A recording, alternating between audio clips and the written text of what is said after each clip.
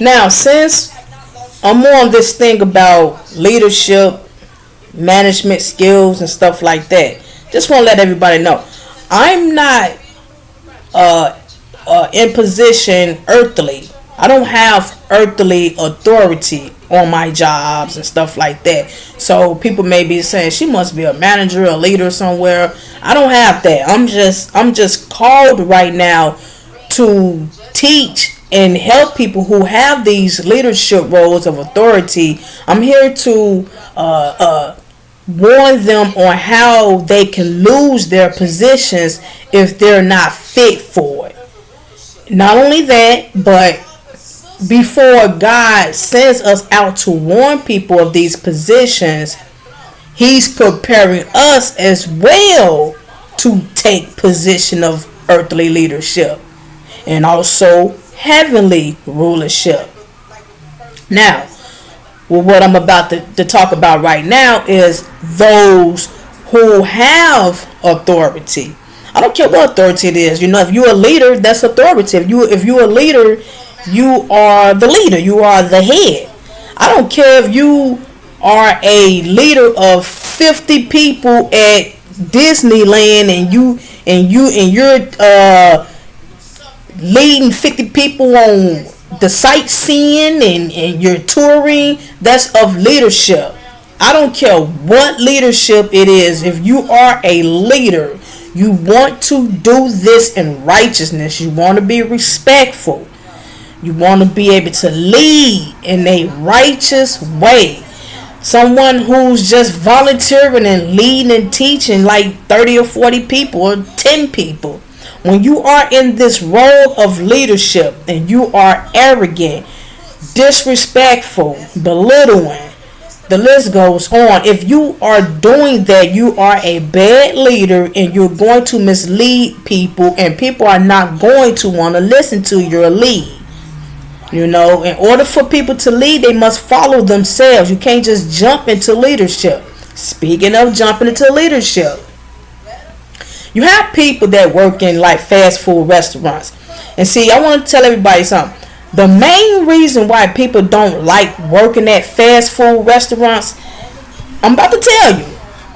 The number one pain, the number one reason why people do not like working at fast food restaurants is because of the poor leadership. It's not so much about what we are doing, making french fries and speed of service. And don't get me wrong, you got people that's just lazy and slow.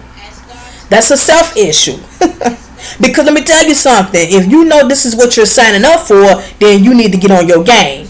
And I'm not talking about lazy workers, but I'm talking about those who are good workers but just hate to work in restaurants like this. Why? Because of poor leadership, poor management skills. I'm not talking about any other job, because if you are at a job that has this type of role with leaders and coach leaders and stuff like that, then it can still fit for that too. But I want to talk about specific like fast food restaurants. This is the reason why a lot of people don't like working at fast food restaurants. Now, the customers is one thing that you have to deal with. They are a top-notch pain because they are picky eaters, and they just feel like since you're working here, we are entitled to treat you like crap even though you're fixing our food. We're here because we don't want to fix our food. We don't want to buy our food. We don't want to fix our food. We want you to fix our food. And at the same time, you better get it right. And how dare you not put tomatoes when I ask for onions? How dare you put onions when I ask for tomatoes? Heavy mayo. I want my fries crispy. I don't want my fries crispy. I want extra salt, no salt. Switch the tongues out because I want veggie instead of meat. And we got to deal with all of that alone. Especially with the cooks. When the cooks don't get tipped. The drive-thru may get tipped. Front line may get tipped. But the cooks never get tipped. But we're the one that's fixing the food. Not only that, but if we are getting tipped, we're not seeing the money. Another story. So what I'm saying is this. It's all that we got to deal with at the fast food industry. But with poor management skills, is tops it off. It makes people just want to walk out and become insubordinated of the job. When you have an employee, a crew member, who is always telling a shift leader what decisions that they need to be making for the shift, and the shift leader allows the crew member, who is not manager, who is not shift leader for a reason, but if this shift leader is allowing this crew member to run the shift for them, which is shenanigan, we have a problem. We have a problem. See, people, you cannot beg and rush and run quick to want to become this shift leader at these restaurants, but yet you don't want to do the work. You want to sit down all day. You want to gossip. You want to be on your phone, your iPads. You get an attitude when you have to get up and do your job, or you want to man some other floozy that's a crew member who's not shift leader for a reason. You want them to run it because it's doing you a favor because you don't really want to do it, but yet want the title and the pay. Other good workers and hard workers see the shenanigan, and when it's allowed, even after complaining about it, and it's continuously allowed, this is the reason why good workers don't want to work in the fast food industry. I just named at the beginning on how difficult it is automatically by dealing with the fast food industry with customers. The work duty may be a little harder if other shifts don't do their part and another shift come and got to clean up their mess. Those things can be a little headacheish. But when you are there and you up under some shift leader and they're not running the shift correctly, and they got other idiots, other dodos running it and doing what they want to do and treating the place like it's a playpen in a high school, it sends a bad signal to those who wants to be dedicated in righteousness of their job. People who want and love to work with all enthusiasm. It sends a bad signal. It's like, what are we doing? I wouldn't mind working hard, but why am I working hard if this shenanigan is allowed? And so as that leadership, it makes people who don't even want to be leaders step up just to get it back in line, just to get it correct. And then you have the top leaders who know that and see that, don't want good leaders because it sends a bad vibe to the big leaders. This is the reason why people in the fast food industry, they pick anybody. They pick anybody, and most people that they pick for these shift leaders are garbage. Because the big leaders, like the store managers or maybe the DMs, when they have a real true leader as shift leaders, they get intimidated of them type of leaders because one day they may take their position as the store manager or as the district manager. And we're talking about, with all enthusiasm, good people of righteousness. We're not talking about shenanigan leaders who's just thrown in there because they sleeping with the head, or because they go out and party with the store manager, or because they go kick the bobo, or because they married to somebody's cousin and uncle and niece of the district manager. We're not talking about those type of leaders. Those type of leaders are shenanigans. They do what they want to do. They he. They happy because they just been favored for the position. We're talking about true leaders who are not about the wickedness, who is not about the shenanigan, who's firm but fair, and we get the stuff in order. Us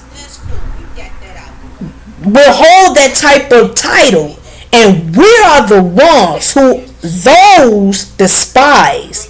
They are afraid of true leaders because they will flip the whole game and outshine the true nonsense The true nonsense will be exposed. And see, a lot of people don't want that. You have to understand, people. A lot of people that's in these roles of authority do not deserve it. Don't deserve it. You got some who claim they don't want it, who claim they never asked for it, but yet they have it. Let me tell you something. If you have a position, if you are in a position of leadership and you don't want it or you never asked for it, then step down. That's why you resign. You have that right to step down. A lot of people step down because they're tired. They don't want it. They can't do it.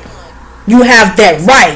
You cannot, and I mean from the president on down, you cannot be in a position of leadership and tell the Lord people, the crew people, that you don't want your position. You never asked for your position, meaning whatever fault that I may have in this position, don't blame me. Blame somebody else who threw me in here. No, we're going to blame you because you have that position. If you don't want your position, step down and give it to somebody else. Don't blame everybody but yourself if you are in that position. You can't drive a bus full of souls and say, if you have an accident, it wasn't my fault. I was made to drive all these people. I didn't ask for this. I didn't ask to drive. Somebody threw me in here. No, you had the right to not drive that bus. If you didn't know what you was doing, if you were scared to lead these people on where we need to go, then you should have never got behind that wheel. But for the fact that you got behind the wheel is all high mighty about you leading everybody to where they need to go, and you messed up, boom, it ain't your fault. No, it's your fault. You're the leader. You can't lead all these people and then we go down to this ocean with these alligators and you come talking about it ain't my fault. I was forced to lead all these people down. I didn't know exactly where to go. It wasn't my fault. I still needed some training. No, you did it. If I'm timid about leading, I'm going to let you know I can't do it. I can't do it. You cannot take the position, especially if you've had it for a long time. You had it for a long time. That has run its course with always excusing about you never asked for it. How dare we? You can't be a shift captain for 30 years and when the ship is about to crash, you be the first to jump off to safety. Come talking about I ain't asked for this. I didn't know how to do. I didn't see that iceberg. I didn't know. I didn't know I had to be the last one off this ship. I didn't know. Bruh, you've been leading this ship. You've been a captain for 30 years. And you didn't know that? So we can't become leaders and he and take the crown and take the scepter talking about I'm this and I'm that. And then when things come about and get a little difficult, I ain't asked for this. It ain't my fault. No, we're not doing that. You can't double dip like that. Huh?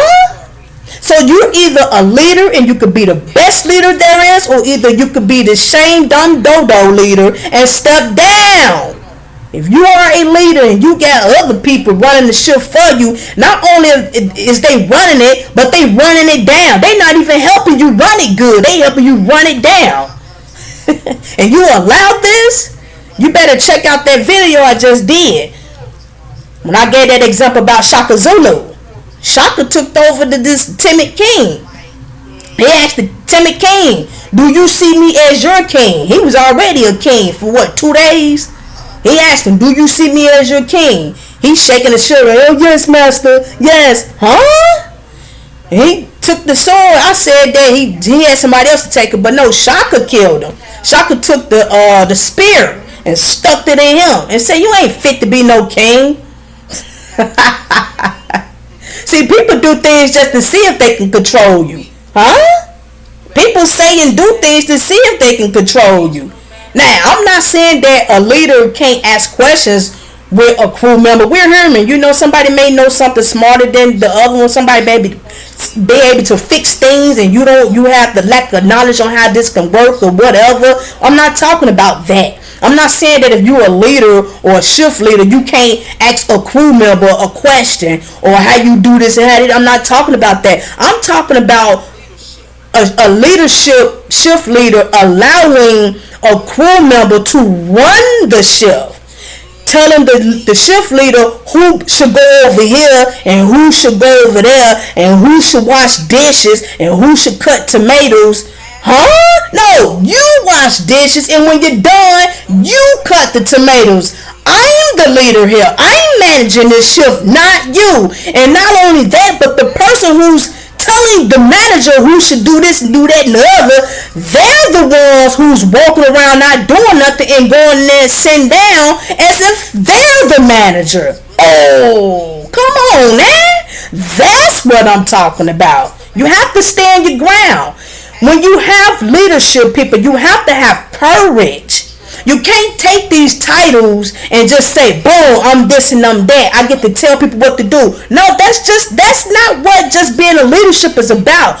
Being a leader, being a manager means managing. You have to manage the shift. You have to manage the shift. You have to manage people in righteousness so you can get things going correctly. Not tyranny. There's a difference. Let's go. And I'm speaking in righteousness. I'm speaking in righteousness, people.